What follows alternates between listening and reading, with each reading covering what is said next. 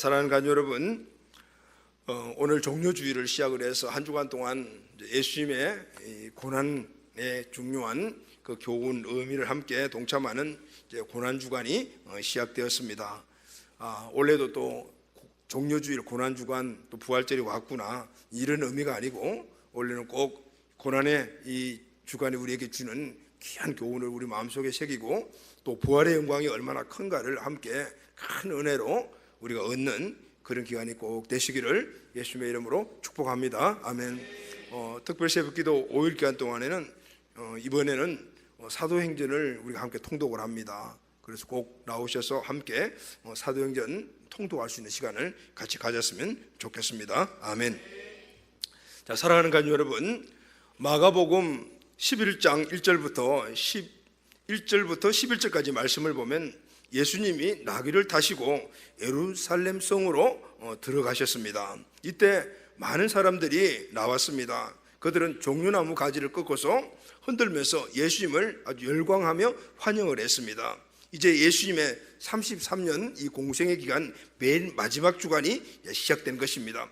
그런데 여러분, 예수님의 이 공생의 시간 33년의 마지막 기간은 다른 말로 하게 되면 예수님이 십자가를 향해 가시는 일주일간의 여정입니다. 교회력에서는 그래서 오늘은 종료주일이라는 명칭으로 함께 주일을 지키고 있고요. 그리고 오늘부터 시작을 해서 한 주간 동안을 고난주간으로 지킵니다. 이제 고난주간을 시작하는 우리 종료주일에 오늘 여러분들과 함께 나눌 말씀은 바로 예수님이 이 땅에서 마지막으로 기도하신 일명 겟세마네 동산의 기도, 이 기도를 우리가 함께 묵상하도록 하겠습니다. 예수님이 하신 모든 일들과 교훈은 우리에게 가장 큰 교훈을 주고 우리 삶의 그것이 모델입니다. 그러면은 예수님이 마지막 십자가에 달리시기 전에 마지막으로 하셨던 이 겟세마네 기도는 예수님의 많은 기도 가운데서도 특별히 우리에게 중요한 의미를 줍니다. 할렐루야. 그래서 오늘 종료주일 고난주간을 시작을 하면서 예수님이 겟세마네 동산에서 묵상하시고 기도하셨던 그 기도의 내용에 대한 의미를 함께 나누려고 합니다. 자, 예수님의 일생을 돌아보면은 가장 특징적인 것 중 하나가 바로 기도입니다. 물론 여러 가지 많은 특징이 있지만 그 중에 가장 큰 특징이라고 한다면 바로 기도입니다. 예수님은 일생 기도하시며 사셨습니다. 세례받은 후 기도하셨습니다. 그때 하늘이 열리고 하나님의 음성이 들린 후에 성령께서 예수님에게 임하셨습니다. 그래서 예수님의 기도는 하나님의 음성을 듣는 통로였습니다. 할렐루야. 또 예수님은 광야에서 시험을 받으실 때 기도하셨습니다. 기도로 시험을 물리치셨습니다. 그래서 예수님의 기도는 시험을 이기는 능력입니다. 할렐루야. 예수님은 매일 새벽에 한적한 곳에 가셔서 기도하셨습니다. 이 예수님의 기도는 바로 거룩한 습관입니다. 예수님은 일보다도 먼저 기도를, 사역보다도 먼저 하나님과의 관계를 선택하셨습니다. 그것이 바로 기도입니다. 예수님은 기도로 제자들을 선택하셨습니다. 밤새도록 기도하시고 그 다음날 제자들을 선택하셨습니다. 그리고 공생의 내내 기간 동안 제자들에게 기도를 훈련시키셨습니다. 기도를 가르치시지 않고, 기도가 무엇인가를 가르치지 않고 직접 기도하심으로 본으로 기도를 보여주셨습니다. 그리고 제자들을 데리고 산에 올라가셔서 함께 기도하심으로 말미암아 기도를 직접 체험하고 실습할 수 있는 기회도 주셨습니다. 여러분, 예수님은 너무 바쁘신 분이십니다. 그런데도 이렇게 기도를 놓치지 않으셨습니다. 왜 그럴까요? 예수님이 세우신 이 공생의 사역의 큰 집은 바로 기도가 터가 되었다라는 거예요. 할렐루야. 기도가 터가 되었던, 기도가 모든 것들의 기본이었기 때문에 예수님은 한시도 기도를 쉴 수가 없었습니다. 그래서 예수님의 전체의 이 사역에 가장 중요한 것을 꼽으라면 바로 기도다라고 말씀할 수가 있습니다. 자, 그럼 여러분, 또 하나 예수님이 생애 가운데서 가장 많이 사용하신 말이 뭘까요? 단어가 무엇일까요? 그것은 바로 아바라는 단어입니다. 아바라는 말은 아버지라는 뜻입니다. 예수님은 아바, 아버지라는 이 말을 사복음서에서만 무려 170번 사용하셨습니다. 예수님은 입만 열면은 아바, 아버지라고 그렇게 부르셨어요. 이 예수님의 이 아바, 아버지라고 부르는 이 모습은 십자가에까지 그대로 연결이 됩니다. 예수님은 평소에 하나님을 아바, 아버지라고 부르셨어요.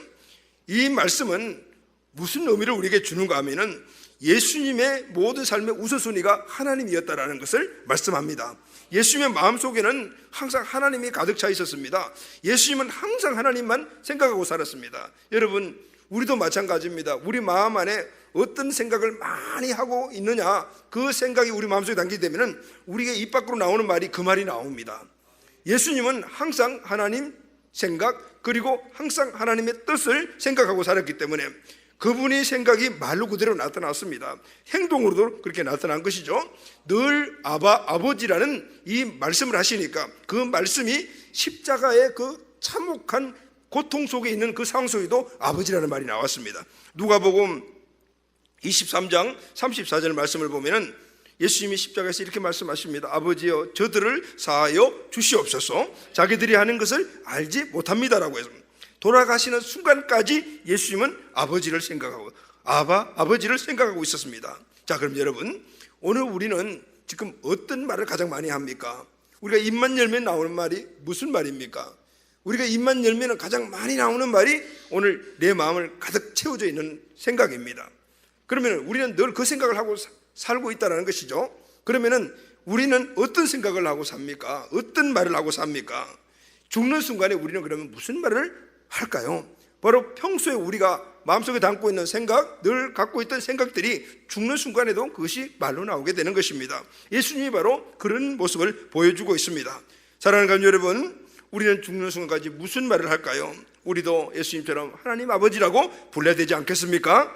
그리고 내 마지막 순간도 바로 기도하는 순간으로 마지막을 마무리했으면 너무너무 좋을 것 같습니다. 할렐루야. 예수님의 일생에서 가장 근간이 되었던 기도인데, 그 기도 가운데 가장 장엄한 기도가 있다면 오늘 바로 본문의 기도입니다. 십자가에 돌아가시기 전날 예수님은 겟세마네 동산에서 절규하며 기도하셨습니다.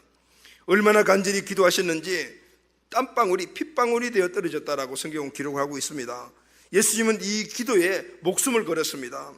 아버지, 할 수만 있으면 이 잔을 내게서 물리쳐 주시옵소서. 이 기도에 목숨 걸었. 이 기도를 겟세마네 동산에서 하나님께 올렸다. 3번씩이나 기도했습니다. 예수님은 같은 기도를 3번씩이나 하셨습니다. 얼마나 중요했기 때문에, 얼마나 절박했으면 동일한 기도를 3번씩이나 반복하셔서 했을까요? 예수님은 왜 겟세마네 동산에서 땀이 피가 되도록 이 기도 내용을 가지고 기도하셨을까요? 그렇게 절박하게 기도하셨을까요? 그럼 여러분, 오늘 이 예수님의 겟세마네 동산의 기도 통해서 우리가 배울 수 있는 것이 무엇입니까? 그리고 이 기도의 특징이 무엇입니까? 고난주가 시작하는 오늘 종려주일에 우리 모든 가족들은 예수님의 겟세마네 동산의 이 기도를 교훈을 깊이 우리가 깨닫고 마음속에 새기고 오늘 이 기도의 삶을 살아가게 되시기를 예수님의 이름으로 축복합니다. 아멘. 자, 첫 번째, 예수님의 겟세마네 동산의 기도는 예수님은 하나님의 뜻에 순종하기 위해서 기도하셨습니다. 할렐루야. 하나님의 뜻에 순종하기 위해서 기도하셨습니다. 여러분, 우리는 많은 기도를 합니다. 그런데 기도할 때마다 목적이 있습니다. 여러분, 어떤 목적을 가지고 여러분 대부분 기도하십니까? 오늘 겟세마네 동산 예수님의 마지막 기도는 오늘 우리에게 모든 기도가 하나님 뜻에 순종하기 위해서 기도해야 된다라는 교훈을 주시고 있습니다.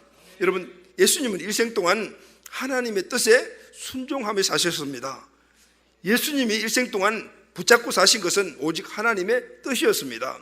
요한복음 6장 38절 말씀을 보면은 내가 하늘에서 땅에 내려온 것은 내 뜻을 행하려 함이 아니요 나를 이 땅에 보내신 이의 뜻을 행하려 하심이니라. 이렇게 해요. 할렐루야.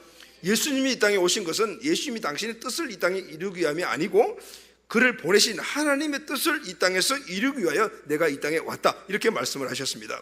그래서 예수님의 일생은 철저히 하나님의 뜻에 맞춰진 삶을 사셨습니다. 그러다 보니까 예수님의 삶을 보게 되면 예수님의 삶의 원리는 너무 간단했고요, 예수님의 삶도 간단했던 것을 볼 수가 있습니다.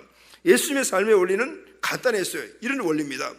예수님은 무슨 일을 하시든 간에 이것이 하나님의 뜻인가, 그리고 이것이 하나님의 유익에게 있는가, 하나님에게 유익이 있는가, 항상 이것을 기준 삼았어요.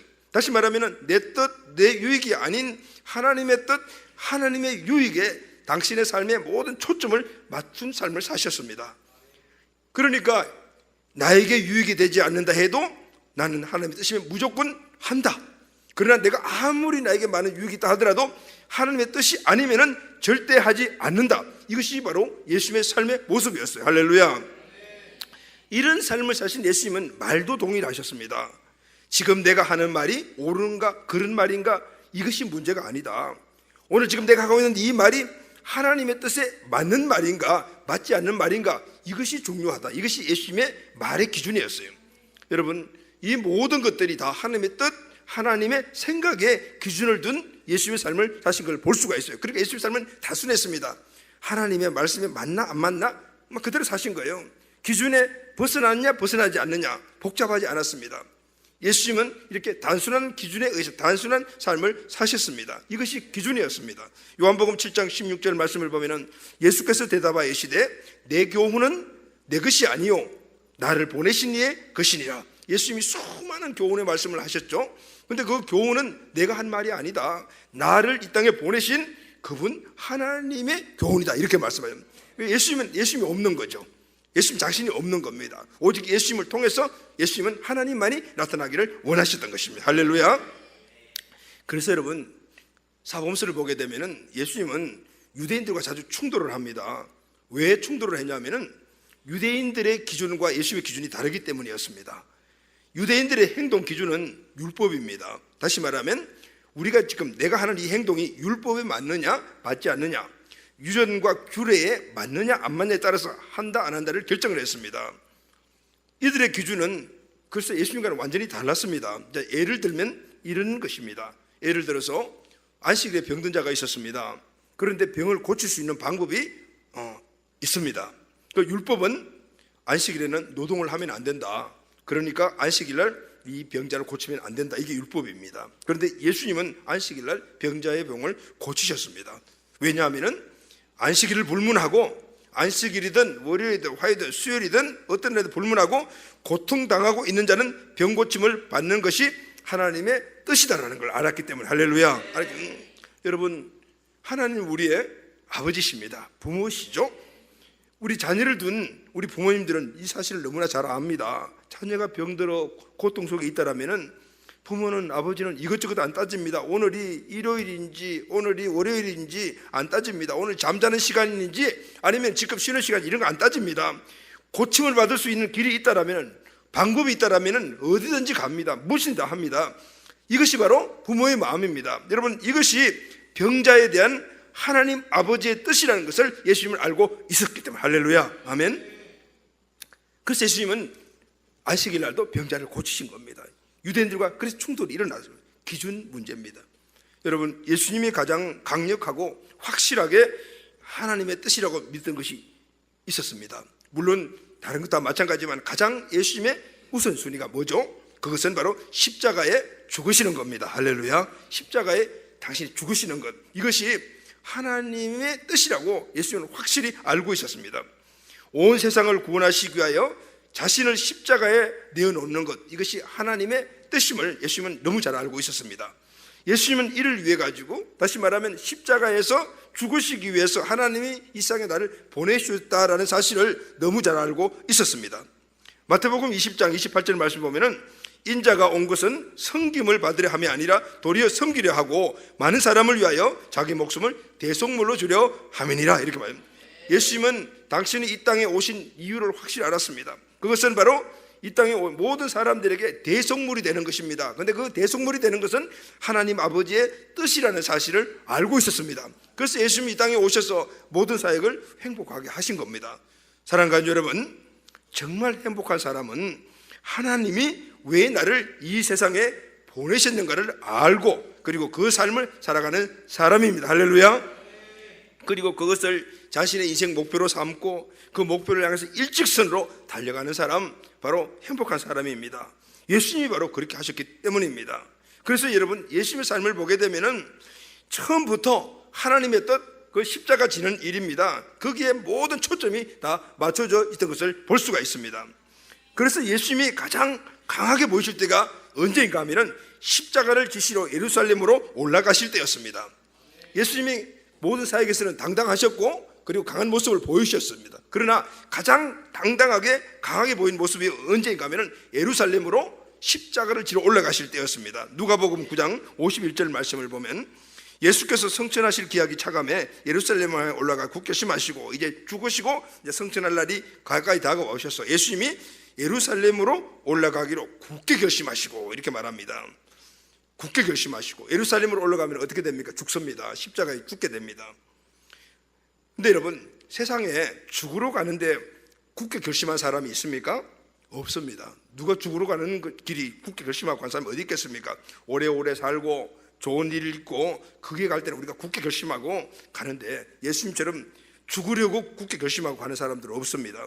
그런데 예수님은 굳게 결심하고 죽으러 가시더니 마태복음 10장 32절 말씀을 보면은 예루살렘으로 올라가는 길에 예수께서 그들 앞에 서서 가시는데 그들이 놀라고 다른 사람들이 두려워하더라 이렇게 기록을 하고 있죠. 예수님이 앞장서시고 제자들이 뒤에 따라갔습니다. 그런데 예수님이 앞장서시고 따라간 제자들이 예수님의 모습을 보고 어떻게 두려워하였더라 기록을 하고 있습니다. 예루살렘으로 올라가실 때 예수님이 앞서서 걸어가시는 그 걸음을 보고 그렇게 두려워했다. 도대체 걸어가시는 모습이 얼마나 당당하시고 결연에 찬 모습이었던지 제자들이 그것을 보고 두려워했다라고 말합니다. 여러분, 그 길이 어떤 길입니까? 죽음의 길입니다. 죽으러 가시는 길에 곧 죽게 됩니다. 그런데 예수님은 제자들보다 빠른 걸음으로 힘있게 그 길을 향하여 가고 계십니다. 가면을 죽는데 빨리 가고 싶은 사람이 어디 있겠습니까? 그런데 예수님은 빠르게 당당하게 그렇게 죽음이 눈앞에 있지만 그 길을 가신 거예요. 그런 이 모습을 제자들이 보고 놀랍고 두려울 것까지 했다라는, 사랑하는 여러분, 예수님의 이 죽음 앞에 이 죽음의 길에서 이렇게 당당한 이 모습은 도대체 그 힘이 어디서 나온 것일까요? 그것은 십자가를 지는 것이 하나님의 뜻이라는 것에 대한 확신 때문이에요. 할렐루야. 여러분, 확신은 모든 삶의 당당함의 근원이 됩니다. 오늘 이 길이 바로 하나님이 나를 이 땅에 보내신 그 목적을 이루는 길이다. 여기에 대한 확신이 있었기 때문에 십자가를 지러 가는 그 길이 예수님에게는 당당하게 나타났던 것입니다. 그런데 여러분, 중요한 사실이 하나 있습니다. 꼭 우리가 알아야 될 것이 하나 있습니다. 예수님의 이 확신이 제자들에게 그 당당함으로 보이며 두렵기까지 했지만은, 그런데 이 확신하는 것과 순종하는 것은 다릅니다. 나는 이 땅에 하나님의 미랄로 왔다, 여러분 믿으시죠? 이렇게 우리는 알고 있습니다. 그런데 이 땅에 와서 하나님의 미랄이 되어서 썩어져가는 삶을 산다는 것은 아는 것과는 달라요. 아는 것과 순종하는 것은 다릅니다. 믿음은 순종이지만 믿는다고 다 순종하는 것은 아니다, 그 말이죠. 아는 것과 순종하는 것, 믿는 것과 순종하는 것은 달라요. 왜냐하면 아는 것과 순종하는 그 사이에는 큰 고뇌가 있어요. 예수님도 그것을 보여주셨습니다. 많은 사람들에게 대성물이 되어야 된다는 것은 하나님의 뜻임을 알고 있었고 알았기 때문에 확신도 있었습니다. 그러나 그것을 위해서 일생을 달려왔지만 막상 대성물이 되는 이 죽음이 눈앞에 딱 다가왔을 때는 그것을 행동으로 옮기는 것이 쉽지 않았다는 거예요. 마태복음 26장 30절 38절 말씀 보면은 베드로와 세베대의 두 아들을 데리고 가실 때 어디로 가셨습니까? 게세마 동산에 기도하러 3명의 예제자를 데리고 가셨습니다. 가실새 고민하고 슬퍼하사. 예수님도 이제 곧 십자가를 지시는 그 일에 대해 가지고는 고민하고 평생을 그 길을 향해 달려왔고 확신도 있었지만은 그러나 직접 지는 십자가 앞에서는 고민하고 슬퍼하셨다라고 말합니다. 그리고 이에 말씀하시되 내 마음이 매우 고민하여 죽게 되었으니 너희는 여기 머물러 나와 함께 깨어 있으라. 예수님도 고민하고 슬퍼하셨습니다. 하나님의 뜻을 알고 있었고 확신도 있었지만은 그러나 그 말씀에 직접 이제 순종하여 몸을 던지는 것이 너무 어려웠어요. 그래서 예수님이 이렇게 기도하셨습니다. 할 수 있으면은 아버지여 이 잔을 내게서 옮겨 주십시오라고 기도했죠. 여러분, 이건 예수님만 아니고요, 우리 모두 다 마찬가지입니다. 우리 신앙생활에서 가장 큰 어려움은 아는 것이 아니고 순종하는 겁니다. 그래서 여기에 필요한 것이 바로 기도다라는 것을 오늘 예수님이 우리에게 가르쳐주고 있습니다. 할렐루야. 여러분, 그래서 기도의 위치는 우리가 하나님을 아는 것과 그리고 그 아는 것을 순종하여 실천하는 것 가운데 기도가 위치하는 겁니다. 우리는 하나님의 뜻을 머리로 압니다. 그런데 순종은 몸으로 하는 겁니다. 머리로 아는 것은 쉽습니다. 그러나 몸으로 순종하는 것은 쉽지 않습니다. 왜 그럴까요? 내 안에 하나님의 뜻을 몸으로 실천하는 것을 하지 못하도록 방해하는 것이 있기 때문입니다. 그게 뭔지 아십니까? 바로 내 자아입니다. 바로 이것을 성경은 육신이라고 말합니다. 이 육신은 내 삶에 대한 나의 애착입니다. 나의 의입니다. 내가 내 삶의 주인 노릇하겠다, 내가 내 마음대로 내 삶을 살겠다, 이것이 하나님의 말씀을 순종하지 못하게 만드는 우리 안에 있는 자아입니다. 여러분, 그렇습니다. 우리가 예수님을 구원자로 믿고 주로 우리 마음속에 영접하여 구원받다 해도 우리 안에는 끝까지 오늘 떠나지 않고 존재하고 있는 것이 바로 옛사람, 육신, 옛 자아입니다. 이게 뭐냐면 자기의 의, 자기 사랑, 자기 뜻, 자기 욕구, 자기 성공, 자기 성취감, 자기 자랑, 이런 것들이에요. 이건 다 자기가 앞에 붙습니다. 이건 내가 내 인생의 주인이다는, 이것이 내 자아인데 아직까지 여전히 예수 믿고 구원받음에도 우리 안에 남겨져 있습니다. 이것이 바로 하나님의 뜻에 순종하지 못하게 만드는 힘입니다. 그런데 여러분, 기도는 내 안에 있는 이 자아를 깨뜨려 하나님 앞에 복종케 하는 힘입니다. 할렐루야, 아멘. 겟세마네에서 예수님이 하신 기도는 바로 당신의 자기의 의를 깨뜨리고, 예수님도 육신의 몸을 입고 있기 때문에 육신의 자아가 있습니다. 자기의 육신의 자아를 깨뜨리고 하나님 앞에 자신을 복종시킨 바로 그 기도가 겟세마네 기도였습니다. 할렐루야. 여러분, 우리는 기도를 통해서 많은 것을 하나님부터 얻습니다. 그러나 가장 큰 기도의 의미는, 기도에 준 최고 축복은 자기를 깨뜨리는 것입니다. 에스더라는 신학자는 이런 말을 했습니다. 기도란 나의 의를 하나님의 의로 바꾸는 영적 전쟁이다. 왜 영적 전쟁이라고 했겠습니까? 힘들다, 고통스럽고 자기와 싸워서 이겨야 되니까 전쟁이라고 해요. 나의 의를 하나님의 의로 바꾸는 것, 이것이 바로 기도인데 여기는 영적 전쟁이 따라온다. 자기의 의를 내려놓고 하나님의 의를 덮는 과정이 기도인 줄로 믿습니다. 그래서 여러분, 기도의 사람 하면 우리는 유창하게 막 기도하는, 말로 기도하는 이런 사람들, 이 사람 기도 잘하는 사람 기도의 사람이라고 생각을 합니다. 아닙니다. 여러분, 기도의 사람은 유창하게 기도하는 사람이 아니고 자기의 의를 상대화하고 하나님의 의를 절대화시키는 사람이 바로 기도의 사람입니다. 할렐루야. 나의 생각은 늘 옳지 않습니다. 하나님의 뜻만이 언제나 항상 옳습니다. 내가 이해가 되지 않더라도 하나님의 뜻은 무조건 옳습니다. 이것이 바로 기도의 사람입니다. 할렐루야. 목숨 걸고 늘 이 고백하는 기도의 사람이 되시기를 예수님의 이름으로 축복합니다. 기도의 사람이라고 일컫는 앤드루 머레이 목사님은 이런 말씀을 하셨습니다. 기도는 하나님이 내 안에서 나를 통하여 하나님이 일할 수 있도록 길을 열어놓는 통로와 같다 그랬습니다. 하나님이 내 안에서 나를 통해서 하나님의 일을 할 수 있도록 길을 열어드리는 통로가 기도다. 그렇습니다. 여러분, 오늘 우리는 순종해야 되는데 순종하지 못합니다. 신앙은 순종이요, 믿음도 순종인데 순종하지 못합니다.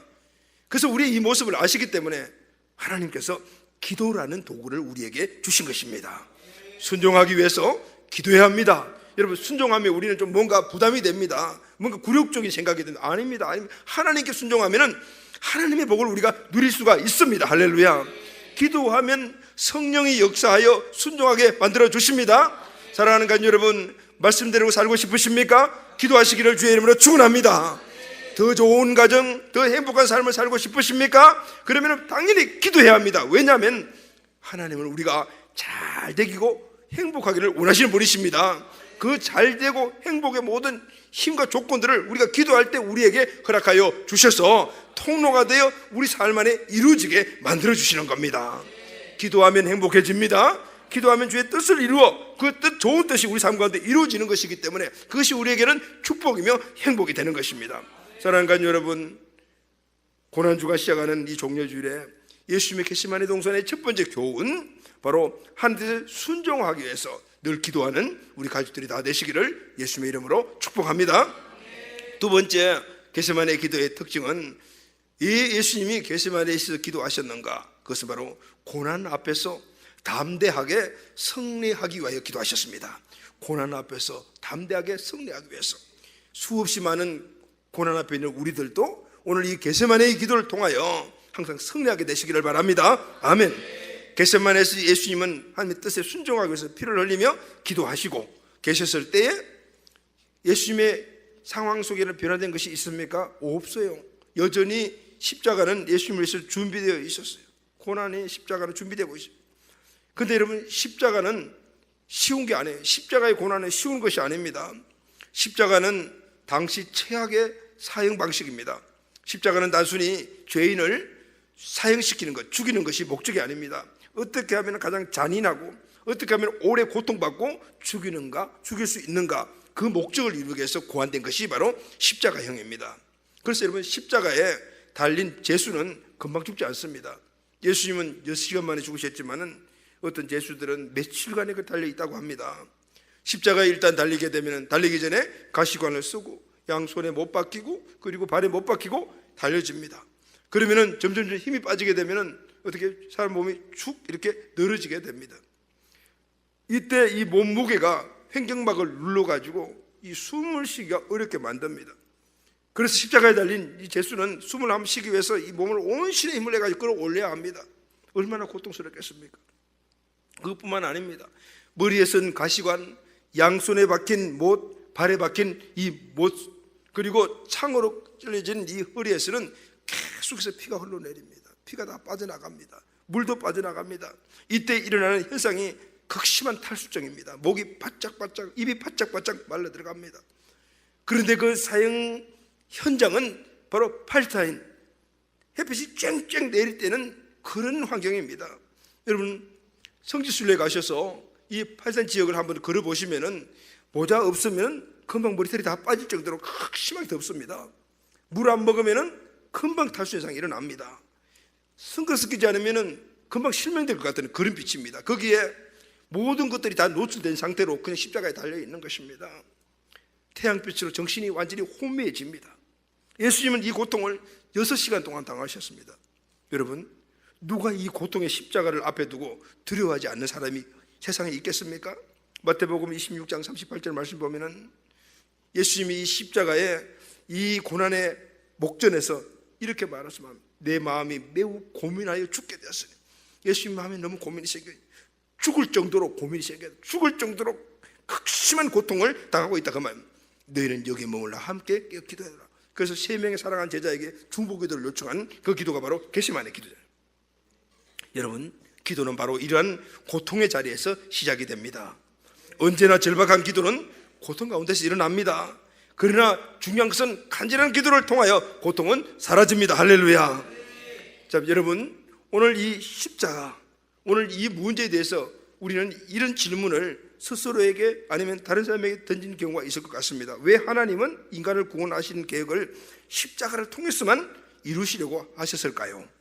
십자가 없이 하나님의 뜻을 이룰 수는 없습니까? 여러분, 이런 생각들 해보시죠. 지금도 하고 계신 분들 계실 것 같습니다. 꼭 십자가입니까? 왜 십자가 아니고는 다른 인간 구원의 방법은 없습니까? 이렇게 생각하실 것 같아요. 오스왈드 챔버스라는 분이 쓴 책, 주님은 나의 최고봉이라는 책에 보면은 이 질문에 대해서 이분은 이런 답변을 하십니다. 하나님의 뜻에는 2가지가 있다. 첫째, 하나님의 작정이라는 뜻과 하나님의 허용하시는 뜻이 2가지가 있다는 겁니다. 하나님의 작정이라는 뜻과 하나님이 허용하시는 뜻, 이 2가지가 있는데, 하나님의 작정은 하나님의 큰 계획입니다. 여러분, 이 계획이 뭐냐면 내가 예수를 통해 인류를 구원하겠다라는 것입니다. 이것이 바로 하나님의 큰 계획입니다. 그리고 하나님의 작정입니다.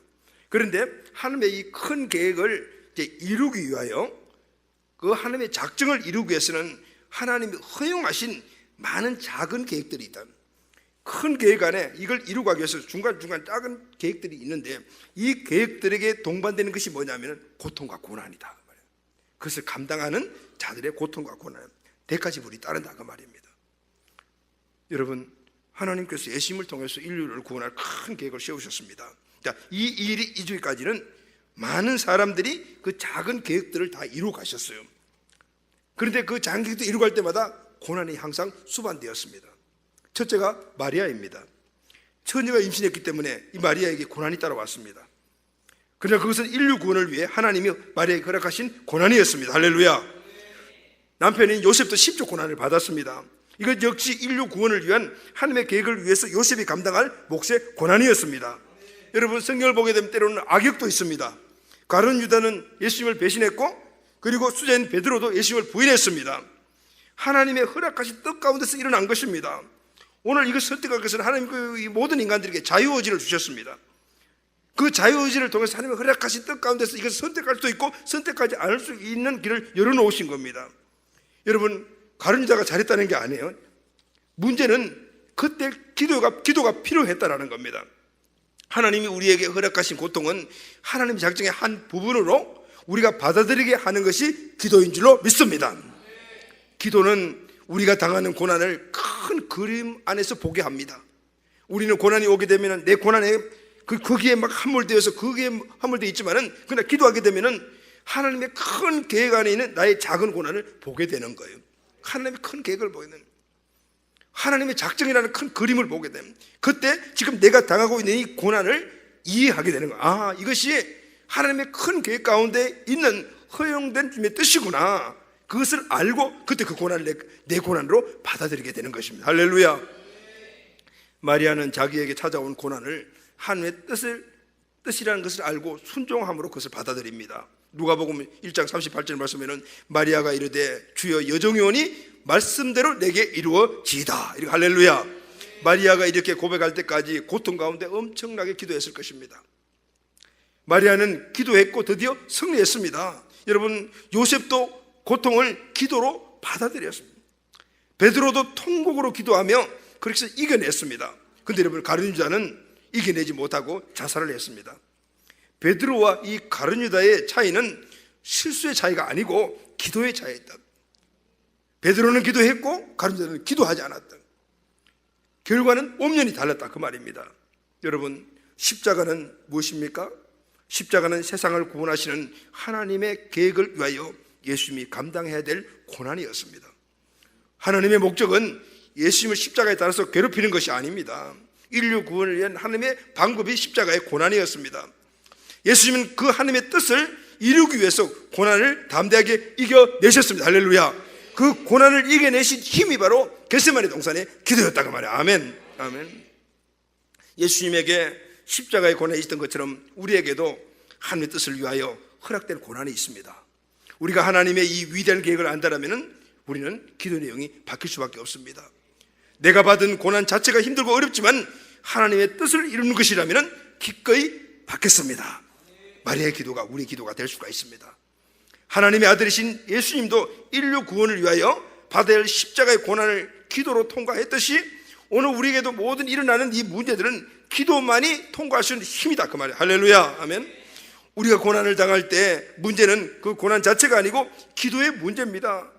기도하지 않을 때는 그 고난은 항상 그 고난 자체로 머물지만 기도하면은 그 고난의 문제를 깨닫고 그리고 고난의 틀 안에 있는 그 고난이 하나님의 큰 작정 안에 있다는 사실을 알기 때문에 그 고난을 이겨나갈 수가 있는 것입니다.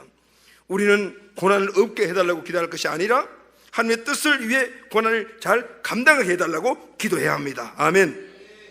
예수님이 겟세마네에서 내 마음이 심히 죽게 되었다라고 탄식하신 그 고난이 우리의 삶에도 매일매일 일어납니다. 그래서 우리는 겟세마네 예수님처럼 이 고난을 물리치고 이기게 해달라고 기도해야 돼요. 할렐루야. 아멘. 기도가 상황을 바꾼다는 말이 있습니다. 근데 여러분, 더 좋은 말이 있습니다. 기도는 먼저 나를 바꿉니다. 그리고 나를 통해서 상황을 바꿉니다. 여러분, 이 말이 정확한 답입니다. 우리의 삶에는 끊임없이 두려움이 몰려옵니다. 여러분, 두려움이 올 때 우리는 어떻게 기도합니까?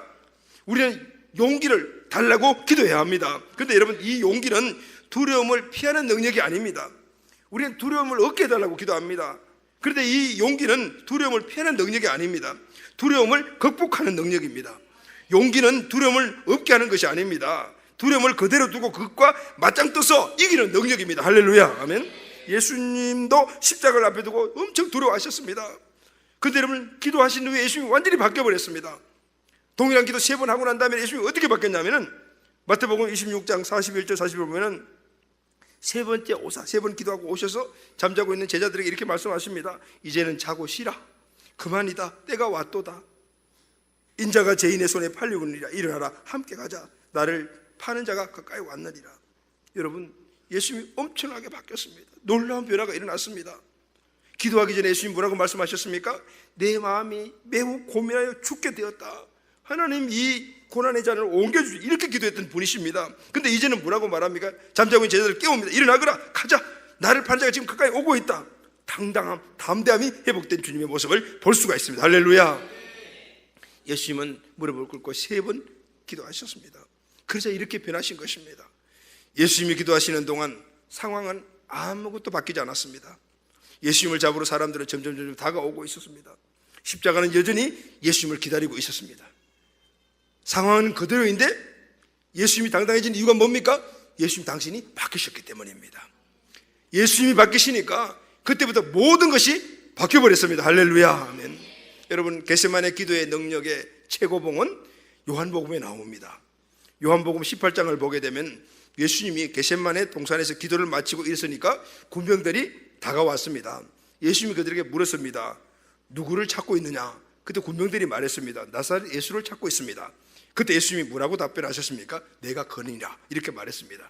근데 여러분, 내가 거니라고 하신 예수님의 답변을 마치자마자 놀라운 역사가 일어났습니다. 요한복음 18장 6절 말씀을 보면은 예수께서 그들에게 내가 거니라 하실 때 저희가 물러가며 땅에 엎드려지는지라, 이렇게 기록을 하고 있습니다. 도대체 어떻게 된 일입니까? 내가 거니라 한 이야기를 들으니까 그게 왔던 구사들이 뒤로 월 물려더만 다 땅에 꼬꾸라져 버렸습니다. 도대체 무슨 일이었습니까? 예수님이 장풍을 했습니까? 예수님이 어떤 특별한 행동 조치를 했습니까? 아무 일도 하지 않았습니다. 단지 내가 거니라는 말 한마디만 하셨습니다.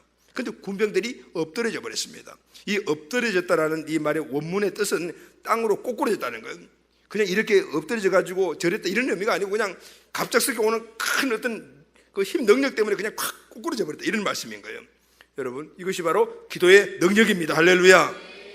예수님은 말씀 한마디밖에 한 것이 없습니다. 그러나 기도하고 나신 이후에 그 말씀 한마디로 완전 무장한 이 병사들이 땅에 꼬꾸라져 버렸습니다. 여러분, 이것이 바로 기도를 통해서 일어나는 기적입니다. 물론 오늘 이런 실질적인 이런 기적들은 영적인 비유도 되고 실제도 있겠지만은 그러나 오늘 이 말씀은 우리에게 너무나 귀한 교훈을 줍니다. 무슨 말씀입니까? 기도가 모든 것들의 승리다라는 거예요. 할렐루야. 예수님은 겟세마네 동산에서 이미 승리하셨다. 그들을 붙잡아 가지고 매를 치고 그리고 십자가에 달렸던 그 불사들을 이미 이 겟세마네 동산에 기도하신 예수님에서 패해버렸다, 그 말입니다. 그런데 중요한 것은 겟세마네 영적 전쟁에서 승리는 앞으로 일어날 현실적인 출발이었다. 예수님은 그 이후에 계속 죽음에서 승리하시고 부활에 승리하시고 모든 삶에 승리하신 줄로 믿습니다. 아멘. 기도를 통하여 오늘 이 고난을 이기신 이 기도의 출발이 모든 삶의 승리의 출발이었다는 것을 보여주고 있습니다.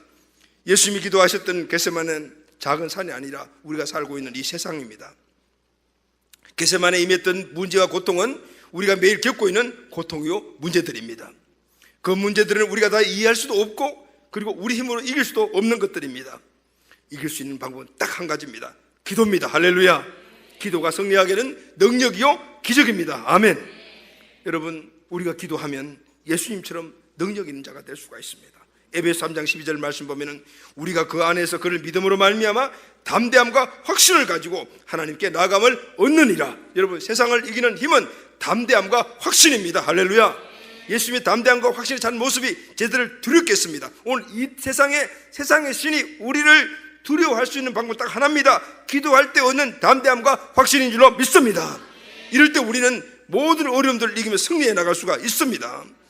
기도의 담대함을 갖게 되면 이런 역사가 일어나며 예수님과 같이 일어나라, 함께 가자, 나를 파는 자가 가까이 왔느니라, 저들이 나를 잡아가고 나를 죽이려고 할지 모르지만 나는 절대 굴하지 않는다. 당당함과 담대함이 이것이 나오는 거예요. 기도 외에는 이 같은 주가 나갈 수가 없습니다. 사랑하는 가족 여러분, 오늘부터 시작되는 고난주간 동안 겟세마네에서 예수님이 승리하신 이 승리의 기도가 저와 우리의 기도가 되시기를 바랍니다. 여기서 승리하게 되면 앞으로 모든 우리의 삶에서 승리가 일어나게 될 줄로 믿습니다.